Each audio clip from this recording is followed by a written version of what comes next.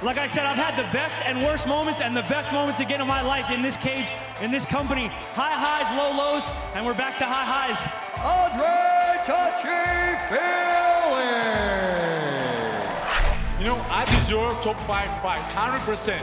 And you know I can fight in 5 days. Just give me a little bit of time to make weight. That's all. Dolidze!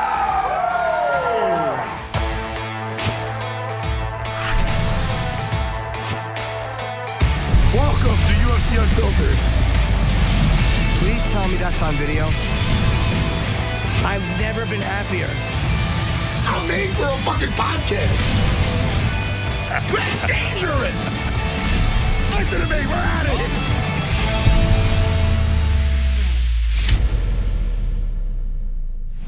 Welcome to UFC Unfiltered, a UFC and Fanatics production. Yes, and I've been having audio issues, so I apologize to the audience. It just keeps crapping out. Can you still hear me? Yeah, man. Weren't you in radio for like 20 plus years? Yes, but the microphone is not working, so I'll just. Oh my, Jimmy, unplug it. first of Hold all, on. holy fuck, dude! I just got a little. Okay, I will undo I that. thought that was directed at me. You just started throwing shit around like Macho Man Savage. Everybody, bear with us. Jimmy's giving me the fucking stink eye. I don't even know if he hears me. Do you hear me? You know, but Oh, you got Jimmy! Welcome to the show. I just can't. Welcome to the show. So angry. I could tell you're angry, man. I wish we would. They had everybody roll. I go, come on, stop it. What are you poking me with? I'm only kidding. I'm very cranky, and I didn't need my audio not working. So again, it's just frustrating. I got you, Jimmy. Got to get a new mic or whatever. I don't know what it is. This stupid setup is not working. But anyway, I'm happy to be here. And man, me too, Jimmy. Jimmy, listen, even if you're not too happy, that's okay. Listen, you know, you heard of that song, Tears of a Clown, Jimmy? You understand? I see you sipping a little song. Yeah, I'll put Jimmy, it down. Man, my wife just heard me get off the phone with paychecks. They missed the payroll this year for my school. And I'm telling the lady, I got to talk to my account. I go, don't worry. I'm going to dot my T's and cross my I's. And then I got off the phone. My wife goes, do you know what you just said? I go, what did I just say? And then she told me what I just said. And I sound like a moron. Jimmy, you don't dot the T's. That's very busy. Oh, you said dot T. I didn't even catch it. Dot T's and cross my I's. Yeah. I thought she was making fun of you for using like mid-level manager jargon. No, it was. You know what's even funnier than using that kind of jargon is using fucking up the jargon. Jimmy, oh man, who do we have on today? Andre Fili, Roman Dolidze. Both of these guys have really tough fights. Roman is fighting Hernandez, Anthony Hernandez. He's on a 7-fight win streak. Yeah, and he's beaten some really good guys. And of course, Fili is fighting Christian Rodriguez, who really did. He beat Austin. He beat Austin, and he beat. They're both coming off. Rosas Jr. Yeah, losses to Costa, I think. I'm just going. I looked at this really quick. I should probably look at it instead of guessing. Yeah. Makizio Costa. I think they both are. Are they both coming off a loss to him? Yes, they are.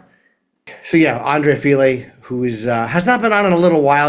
Was he on before he had his son or after? Before, Jake said. Oh, okay, good. We talked to him as he was approaching fatherhood. Now he's actually there. She was 8 months pregnant. That's right.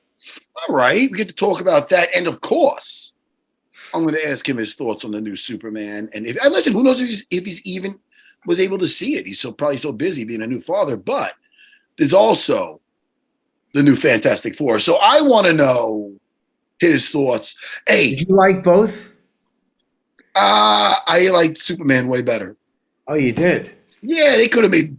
I like the Thing, not because I look like him, but I think that he could have done more. But I thought it was fun. It wasn't bad. Now, what did the Thing have? Was the makeup good? Did it look like realistic? It was CGI. It looked like the comic book, but it did. Okay. Yeah. You got to do that. You can't put him like Michael Chiklis in there with the fucking suit. How did he look with the suit? Michael Chiklis? Yeah. Not good. You look like a blob. Oh shit! Speaking of comic books, someone who loves comic books, Andre Fili is annoying. Yes. And the fights, by the way, Dolidze, Hernandez, this Saturday, August the 9th, 4:30 Eastern is the prelims. Main card, 7 o'clock on ESPN, ESPN Plus. I love these cards because they're on nice and early, and you can start watching in the middle of the afternoon. And we should also mention Steve Erceg, Ode Osborne. What an interesting co-main that is. And Angela Hill against Lucindo, and of course Christian Rodriguez against Fili is on this main card. Really good card.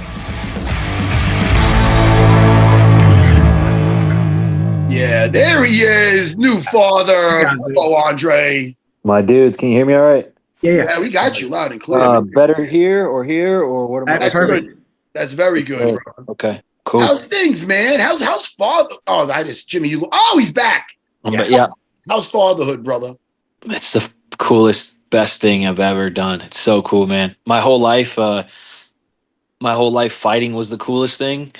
And it's the first time fighting's ever been the second coolest thing to me. Like, there's little moments every day with my son that I'm like, all right, this is the best thing I've ever done. It's so cool, man. Like, and it just gets better and better as they grow. It's just amazing. I can't wait. Everyone, that's what everyone says. I've gotten the two pieces of feedback I've gotten from all the dads is it gets better and better and more fun as they get older and can do more stuff. But then also enjoy it now because you'll miss it, you know? Dude. He's only going to be, he's 3 months old. He's only going to be 3 months old one time. This is it, you know? So it sounds so cliche. Oh, it goes fast, but it kind of does, man. It does. Good. Yeah. No, I was going to say that's kind of the reoccurring theme for me is I instantly became every cliche the second he was born. Like all the dad cliches, like I'm showing everybody pictures or like he'll shit his pants. I'm like, he's so smart. You don't understand. He's like the guy doesn't do anything. He sleeps and shits and sucks his mom's boob. He does 3 things and that's it. But to me, I'm like, you don't understand. He's so smart. He's the best kid ever. You know, like your biology takes over and you just immediately become every cliche as soon as you see him. As soon as he's born, first time you see him, you're like, all right, I'm all the cliches now. But were you in the delivery room? Yeah, I was. Yeah. Did it bother you? Some guys faint. Like it can be really rough on some guys. Man, it was like, so the whole thing. My wife's such a gangster, dude.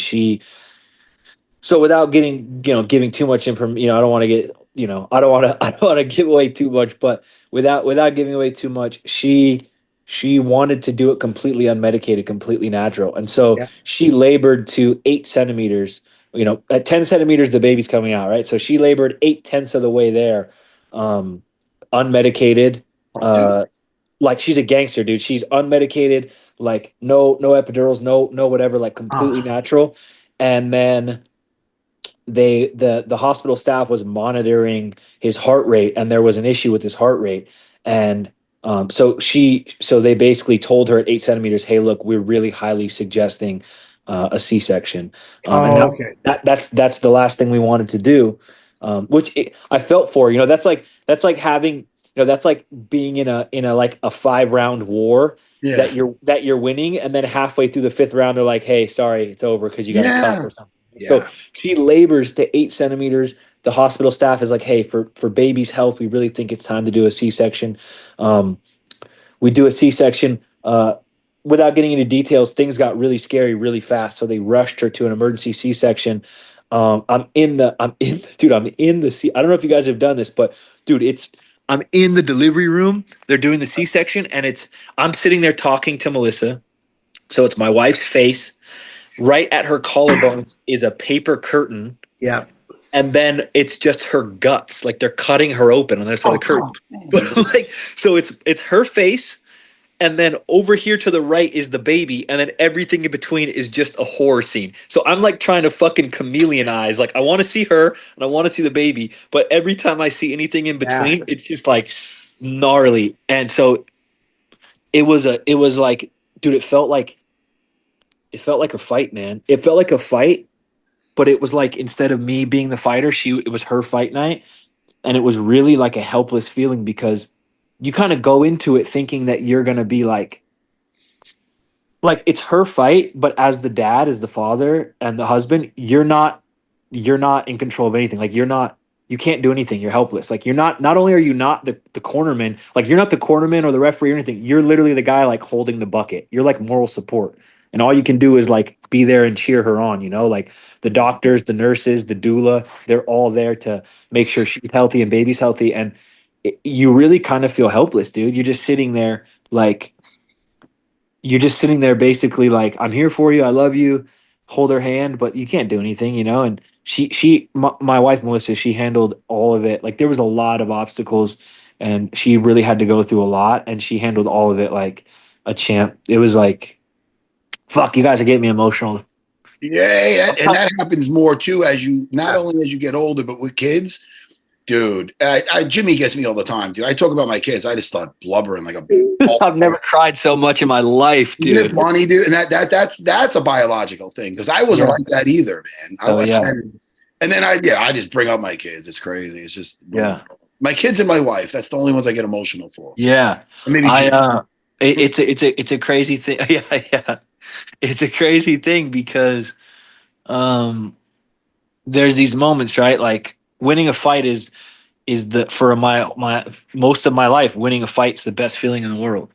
And then all of a sudden there's this other thing that happens and you're like, now I come home from training and I'll watch my son do something like he's learning to roll over on his own. And I watch my son roll over on his own for the first time. And I'm like, the feeling that I get from that is like, it feels like you just want to fight, but you're sitting in your living room. That feeling of like, that overwhelming, like just, I don't know, dopamine hit, right? Like it's just this feeling of like everything's going to be okay and life is beautiful. And I only ever got that winning a fight. And now I get it like on a Tuesday at noon, watching my son do something that for the first time. It's like, it's fucking beautiful, man. And it's cliche and it's, it's,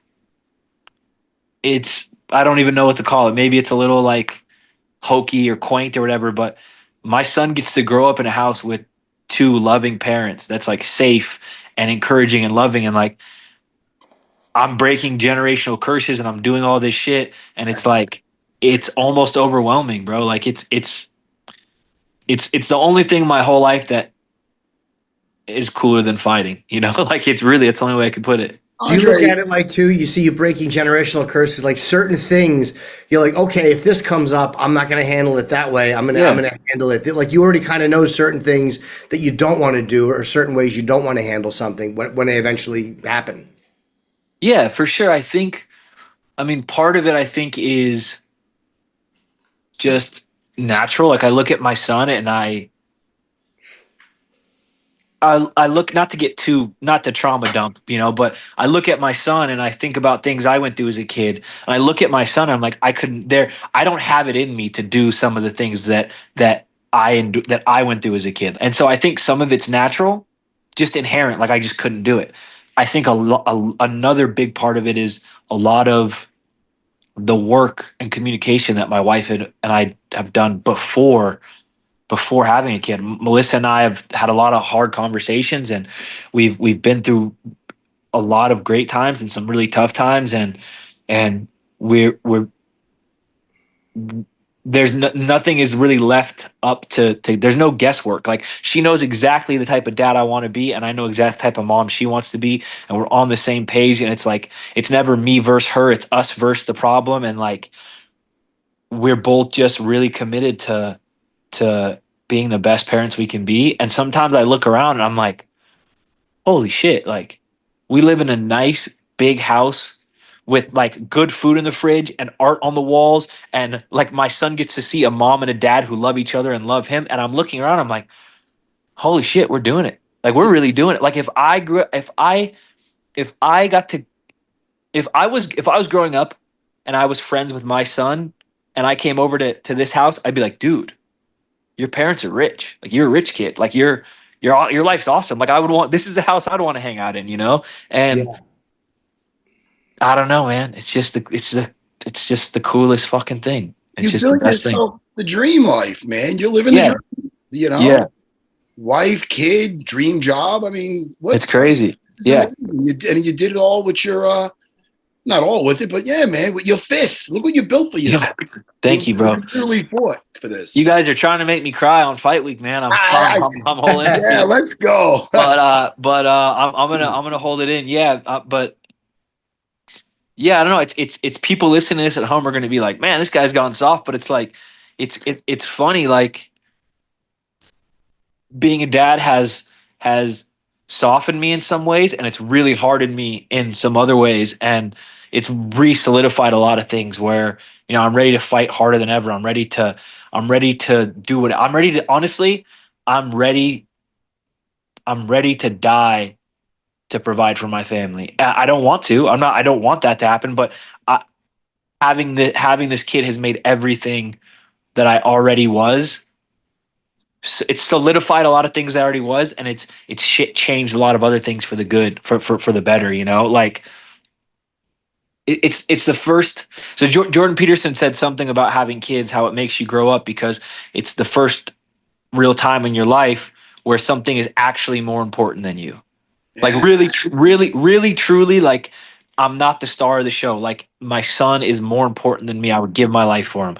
And there's something, I take that responsibility really seriously, and I think that gets lost in modern times. Like, we forget that for a lot of human history, man, it was like you had to be willing in a real way to give your life for your kids and your family. And that's a responsibility I take seriously, man. And I look at my son, I'm like, I'll do whatever the fuck it takes to make sure this kid has the best possible life. And it just gives me so much drive and so much strength and gratitude and everything, man. It just turned the volume up to 11 on everything, man. It's like, I don't think anybody thinks that. Nobody hears that and thinks it's soft either. Like, it's. I think it's pretty normal, and like it's good to hear. I don't think anybody wants to hear somebody have a kid and isn't changed at all. They say it unlocks something. I don't have kids, but Matt's talked about it, and they say it unlocks something like that you didn't realize was there. And I don't think I'll have kids, so I'm always interested when people, especially when someone has their first child. I don't think having kids is the only way. By no means do I think it's the only way to grow up or the only way to find meaning. I think, like, there's so many things that can give meaning to someone's life. But I think for me, it was necessary to level up, because it would have been really easy. The difference between where I'm at now and just being Peter Pan for the rest of my life and never going up, like, dude, I get to fight in the UFC for a living. I get, like, I like, if I didn't have my son, I would just be doing what? Like, buying more motorcycles and comic books and doing more of, like, I felt like, for me, there was a very distinct feeling. Like, I could feel that there was a certain chapter of my life that I was done with. Like, I'd beaten that level. I'd played everything there was to play in that level of the game. Like, I didn't feel like I could go much farther. Like, what do I need a fifth Harley Davidson? What do I need? Do I need another tattoo or another, like, the things that I enjoy? I felt like I had graduated from. You know what I mean? And now having my son, a lot of the other shit that I thought was important feels kind of irrelevant. It's like, and that's not everybody's path. And I know a lot of people who don't have kids who have very meaningful lives. But for me specifically, I think it was very necessary. And I didn't realize how necessary it was till I held my son for the first time. And dude, I just fucking cried. Like, I just held my son and was like, holy shit. It just unlocked something in me, man. And I'm just great. I'm so grateful. Are you going to get your kids into comic books?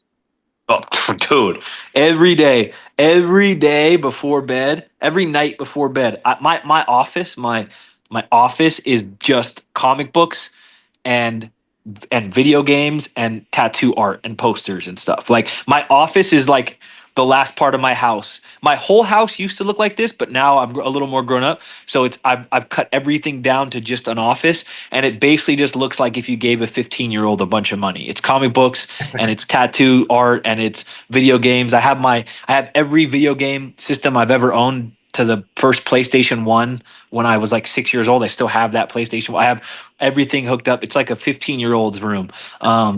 And every day before bed, I walk my son in there. I show him all the tattoo art on the walls. I show him all the comic books. Like, we're starting early, dude. By the time he's old enough to start recognizing characters, he's gonna be like, where's my oldest is all. I got them into that early. I took them to their first comic book shop, and now they love all the movies and everything. So cool, man. I can't wait. As much as I like him being a baby and it's fun, I can't wait till we can go watch superhero movies and read comic books. I can't wait for that.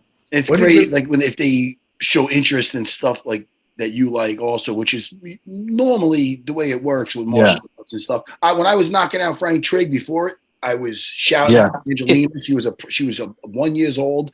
Now, if you look on my Instagram story, I had Ray Longo holding for her yesterday at 16. She's got a kickboxing match coming up.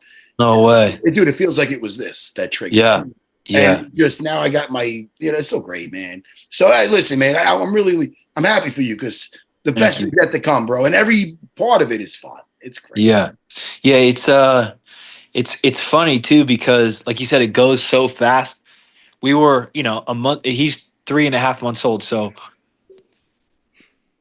maybe for of the last 3.5 months, I would say the first month and a half to 2 months, we were in the trenches, man. Newborn trenches. Like, it's our first one. We're like not sleeping. We're figuring it out. And I'm like, man, I don't know how people do this.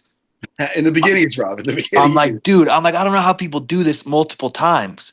Yeah. And now we're getting our rhythm. Yeah, he's smiling and laughing. And I'm looking at my wife. I'm like, we got to have 10 of these, dude. I want 10 of. I want all the kids. And it's like it goes like that. It's like you go from how the hell am I going to do this to I want to do this 10 times. Like it's so cool. Every step of the way has been cool. And I also think there's something.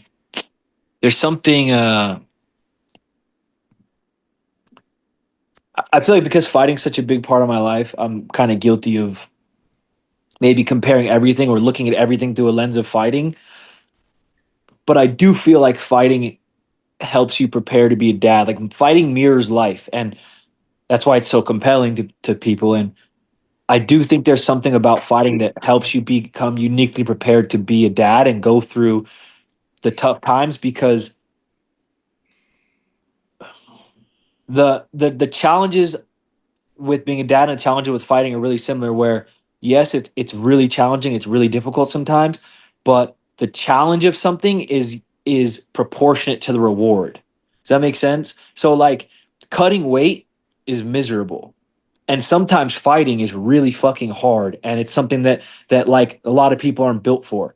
But on the other side of that, when you win your fight, there's no feeling like it.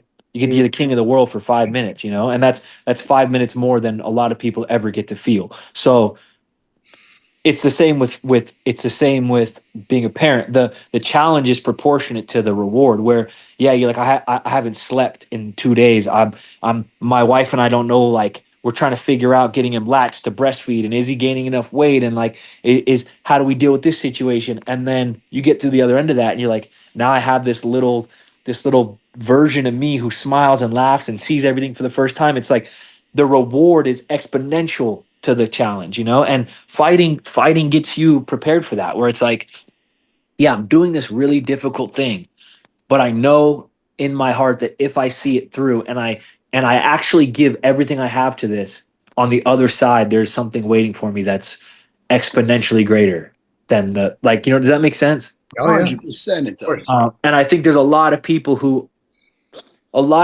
lives are centered around being comfortable and just making sure that they avoid discomfort. Whereas fighting is actually centered around throwing yourself into the discomfort and overcoming it. And I think that helps you in a way deal with being a dad. I think they're kind of linked in a way. Yeah, after you fought in the cage, man, I think it has you could deal with a lot in life. Yeah. Oh yeah. You know what I mean? Yeah. You also, like, you're going into this fight on Saturday, and Christian Rodriguez, he's a really, like, he's one standing up, he's one on the ground, he fights a lot of decision. Like, he's a really, really solid fighter. Yeah. He's pretty good in all areas. The kid can fight. He really can. Yeah. Yeah, and he's really like we've talked before about he's very good for these young guys that are up and coming and undefeated. He's got really good fundamentals.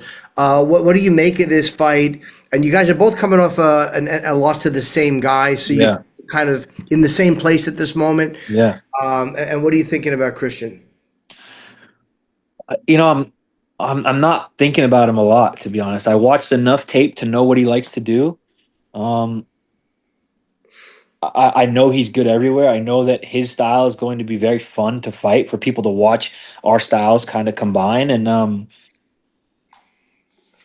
at a place now where I'm really just focused on myself and focused on what I want to do and enjoying this whole thing, you know, and not putting this weird unnecessary sort of stipulation or pressure on like, okay, when he does this, I'll do this, and what is he good at? And he's a really good fighter everywhere, and I'm a really good fighter everywhere.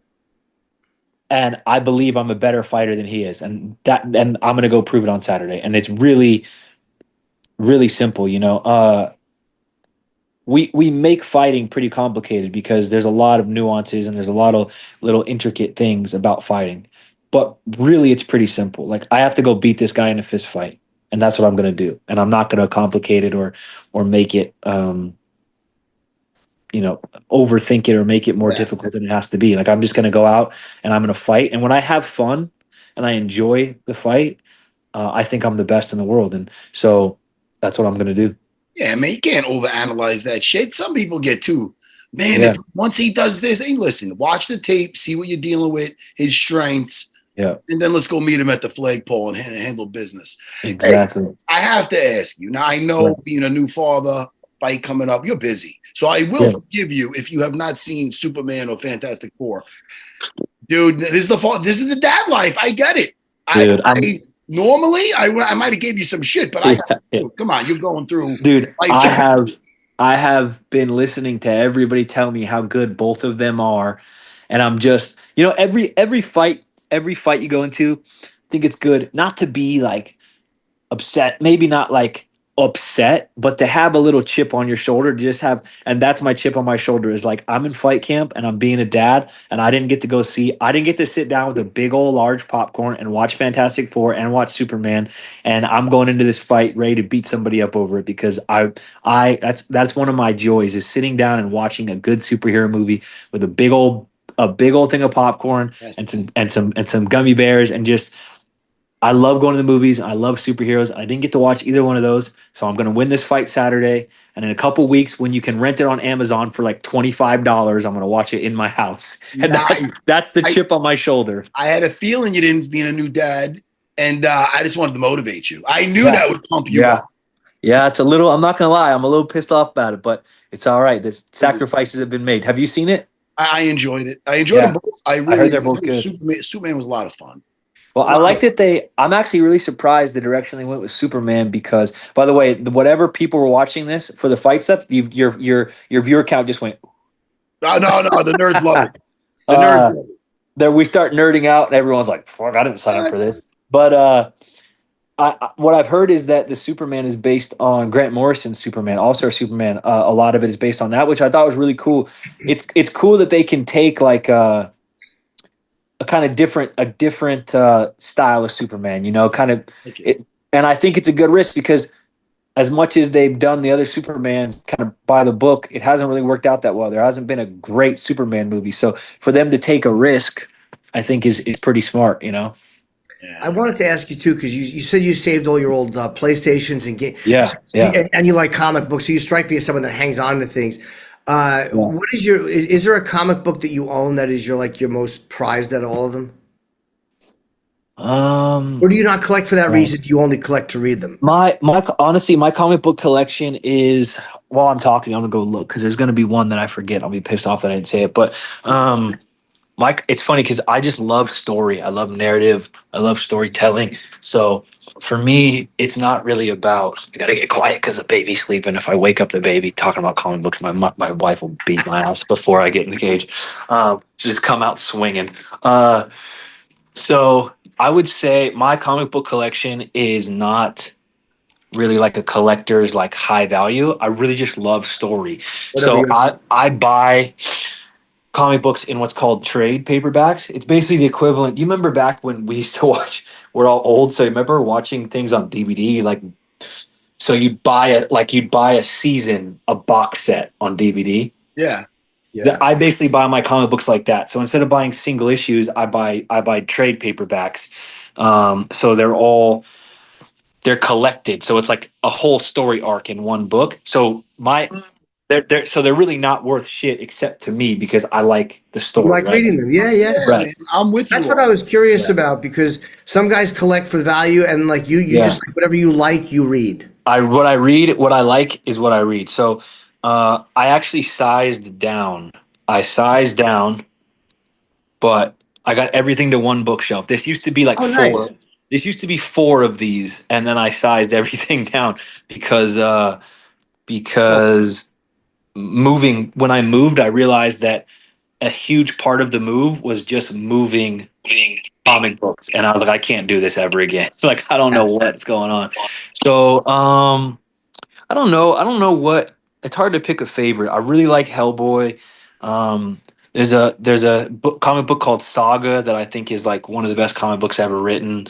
If you haven't read Saga, Matt, after this, text me your address. I'm gonna send you the first Saga trade that you can read it. That's the comic book I send everybody. It's like, can't recommend it enough. Now you guys got me looking at comic books. But look, man, before we let you go, just good luck on Saturday, and congratulations on an amazing life event. I'm happy to see you. So Thank you, sir. I appreciate it.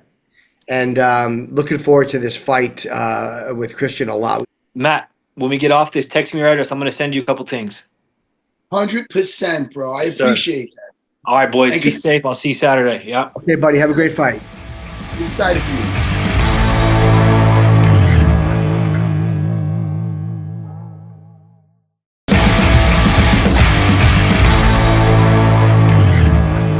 I could do that all day long. Let's get Roman in. Yeah, Roman Dolidze fighting Anthony Hernandez. What a great fight this is. I mean, hey, there's Roman. Yes. Hi, how are you? Hey, buddy. How are See you? you. Hello, buddy. Good to see you. Good to see you too. And I guess the first question is, how are we feeling? You're looking like $1 million. You know, I always feel good. You know, it's all hard. The work is done. Weight is good and ready to go. When you hear a seven fight win streak, Fluffy Hernandez doing very well, what do you think? Does it excite you? Does it excite you for this opportunity? Nothing can bother me. Nothing can change who I am and how I am and what I'm thinking before fight. It's just another opponent, another fight for me. And of course, it's a good thing because win over him will put me higher. And I will be who will end up his 7-fight win streak, and that's great. Even your losses in the last months, I mean, they were both decisions, and one of them you got back to Vettori, but you're coming off wins over Holland, Anthony Smith, Marvin Vettori. So you're coming off fighting really good fighters, too. You're both coming off wins, a really high-level competition. So, what are you expecting out of Anthony? Like, is there something that you've noticed that he's doing, or how do you think he's preparing for you? I think he have very good cardio, and this is his main thing. I will not say he's not best in striking or he's not best in grappling, but when he make you tired, he's good in grappling and he's good in striking, and he uses this as an advantage. But he loves to be on the ground, and I'm okay with it. If he offers me to be on the ground, I'm ready for that. And I don't know if we asked you. Oh, go ahead, now you go. No, I'm just saying that's what makes it so. Listen, styles make fights. Roman's got bricks, it's heavy hands, and such a threat on the feet. And Fluffy Hernandez, he likes to get it down to the floor if it's too nasty on the. And again, Roman is so dangerous with the submission. So style wise, yeah, interesting this fight. is very exciting. Yes. Jay, let me ask you also, what's in the water over at Georgia that all the Warriors are so humble? You guys are just like yourself, Marab, Giga. I mean, just gentlemen. And so one time Giga came in and Marab's with us, with everybody at the table. He came in, said hello, and he left. He paid for the bill, whatever. He wasn't even sticking around. And Marab's like, the Georgians. I'm like, What is it with the culture? Everybody's just so warm, but yet such savages. Yep. If we are talking why we are a good fighter, of course, I don't have a 100% answer for that, but probably hard times create us who we are. I'm talking about the generation of our generation of fighters. All these guys, we were born in the 90s, and it was hard time in Georgia. Soviet Union just collapsed, and we was living in struggle. That's why Ilya left. He was raised in other in European countries. Me, Mirab, we was living there, but we all suffered hard times. I remember problem with food. I remember no electricity, no water, and but This didn't change us. They just make us sharper, make us be more ready for difficulties in life, and probably all this go through with us through our life, and that create who we are.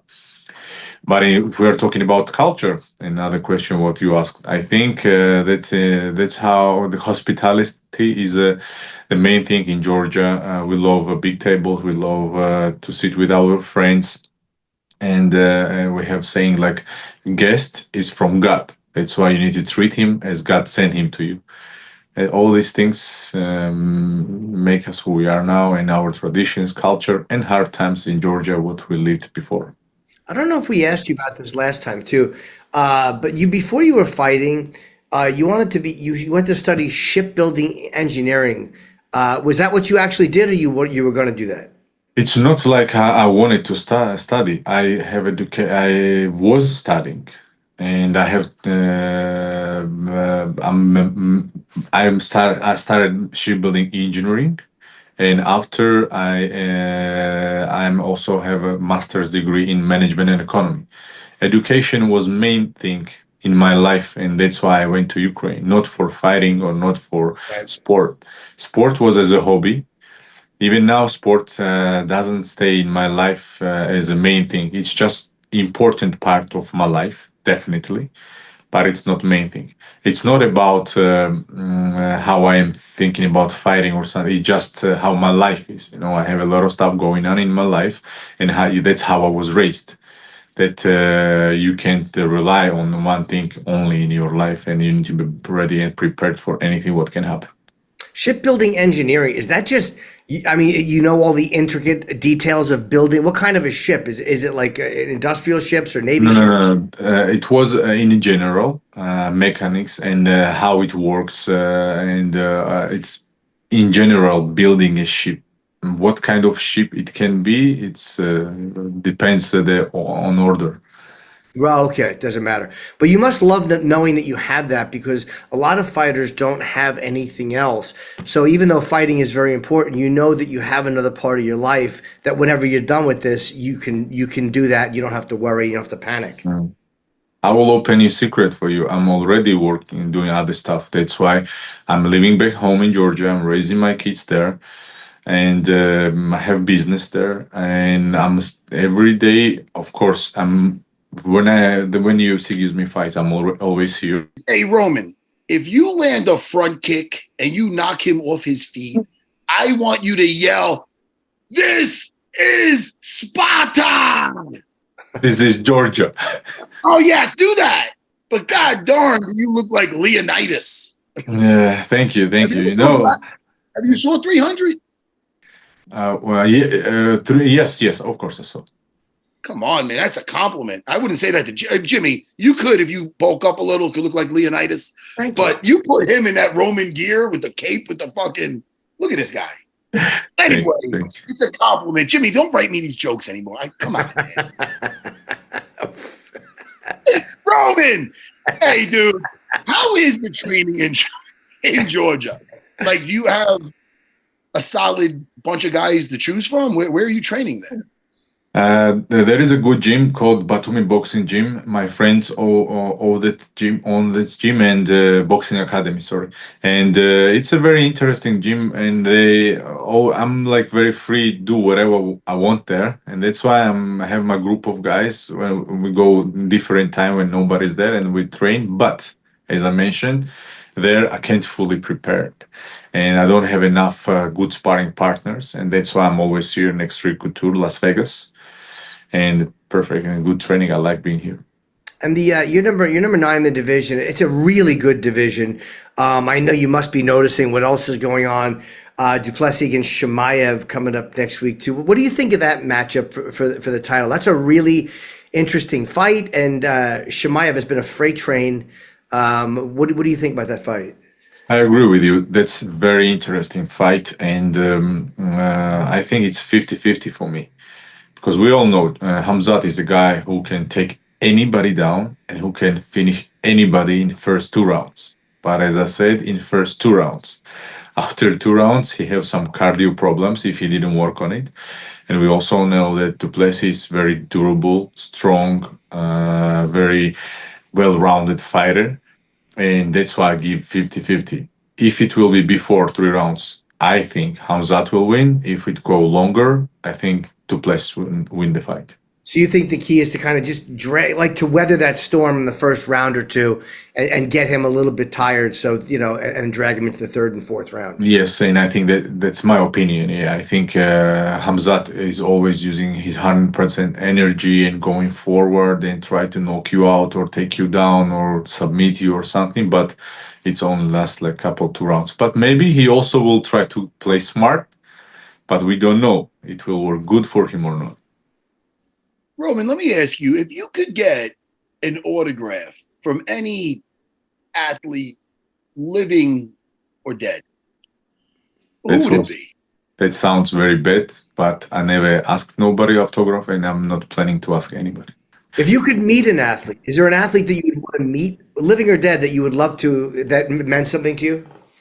If we are talking about fighters, or any athletes, you don't want me to say like chess player, or something. Anybody. Bobby Fischer, yeah. Yeah, why not? Why not Bobby Fischer? It's interesting, and it depends what you exactly want to ask me. You want me to speak about MMA fighters or about any athletes in the world, or it could be any athlete. Sure. I mean, I think somebody. They said somebody said, people said Michael Jordan right? Didn't somebody say Ali? Yeah. We've had all kinds of. Bobby Fischer is a good pick, I think. I think so too. He was crazy. I went to his grave in Iceland. He's buried in Reykjavik. He is a good pick because he was so he went nuts at the end, but he was such a brilliant guy, and he would have been a very interesting guy. I think he should play chess. Yeah. I would love to play chess with him. Of course, I'm not so good, but I never think that chess players are very intelligent. I don't think that chess, high ranked in chess, showing your high intelligence. But exactly, if we are talking about Fischer, interesting person to speak with. Yeah, and they have a brilliance that's kind of compartmentalized. You know what I mean? It's like an ability to focus and see patterns that most people just don't have. They have an ability to focus in a weird way that most of us don't, and recognize patterns. I play chess a lot, every day, maybe 10 times a day, minimum 10 games. But when I'm cutting weight, I always try to stop playing chess because first, hard to focus because of food and low calories. And also your skills go bad, not because of you don't know how to play chess or something, you forget how to do it. Just everything affects. Water loading affects a lot. Low calories affects a lot. That's why I try to not play in fight week. Yesterday, it was last day when I played and done. On a board or online? Are you playing on a physical board? I play online. Yeah, of course. If I have somebody who loves to play with me, of course I will play on board. It's more interesting. But if not, I'm playing in the internet, online. Does that thinking help you? And do you look at fights like that at all? Again, some guys don't overanalyze. And if you're a big chess fan, maybe you look at another guy as problems to be solved the way a chess player does. That's a very good question. I think it would be much better if I will be more of analyzing in my opponents. But my experience told me that fighting is very much unexpected, and you don't know what and how will be during fight. And a lot of things play in fight. It's luck, It's how your opponent is ready, or he was injured or not, you was injured or not, something hurts. That's why in chess, you know the movement, and there is no other option. Doesn't care somebody was injured, not injured, or nothing changed the move. But here, a lot of different factors can affect on the fight. That's why here I just try to know what's the strong side of my opponent. Just be ready for that. But in general, I need to be ready for anything what my opponent can offer to me. Great. Well, this is a great fight between you and Anthony Hernandez. You guys are both such dangerous middleweights, and I can't wait for this fight this Saturday. Have a great fight. It's always good talking to you. And thank you very much. We'll talk more about chess next time. And if we're ever in the same place, we'll play. I'm not that great, but I like it. And me too. Thank you. Have a great fight, Roman. Good talking. You too. Have a good day. Man, take care, Roman. Take care, buddy. Thank you very much. Have a good day. All right. Bye-bye.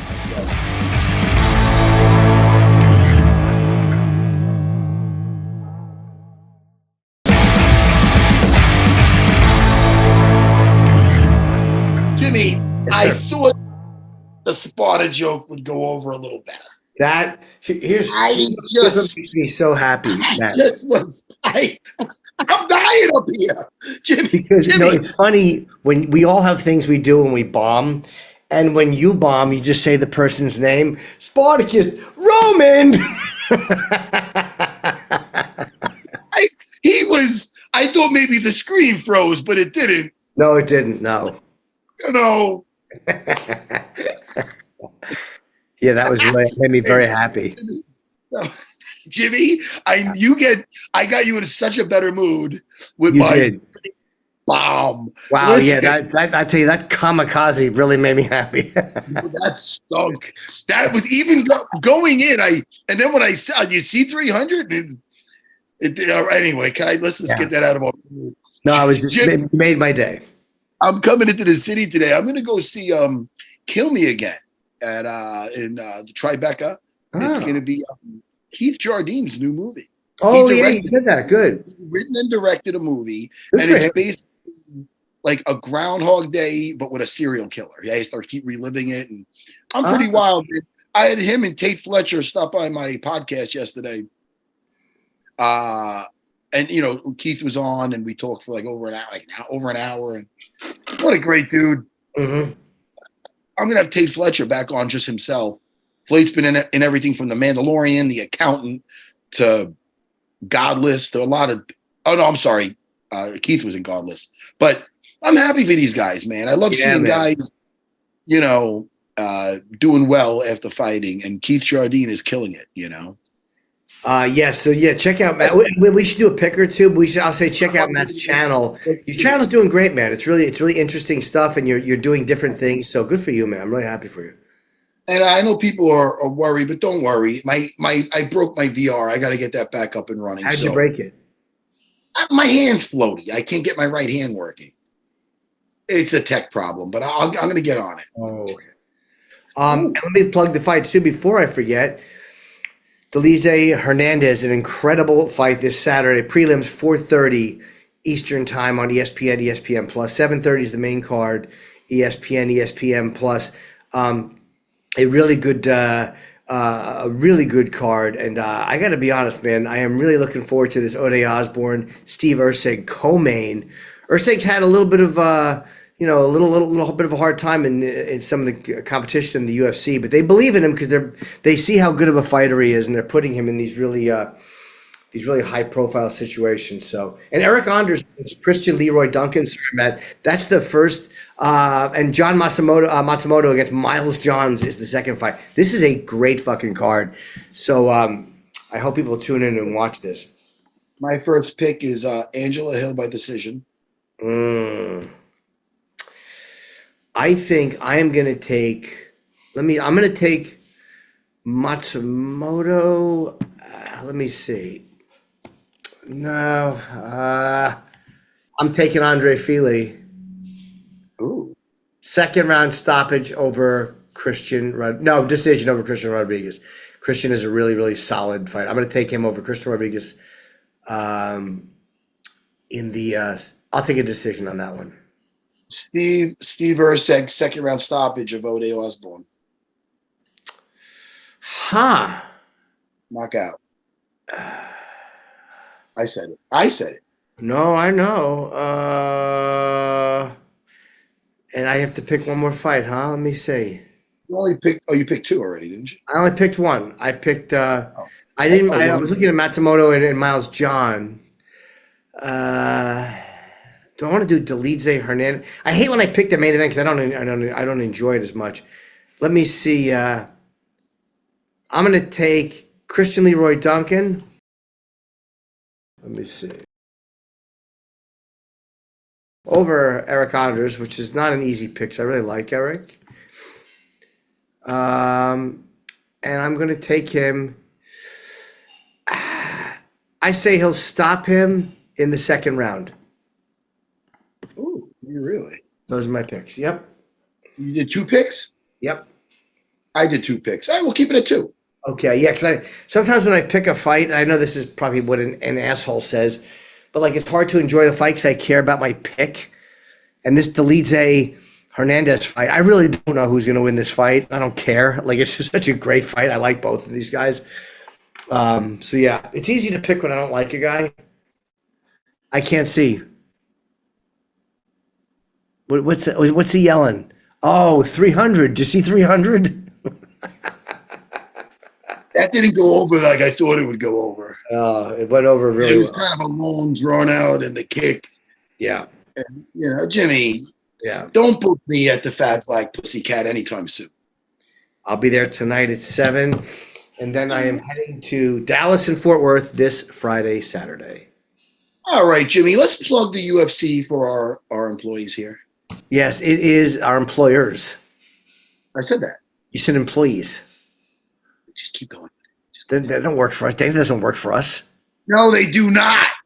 For our employers. Dolidze Hernandez, 4:30 prelims, ESPN Plus, 7 o'clock. Sorry, 7 p.m.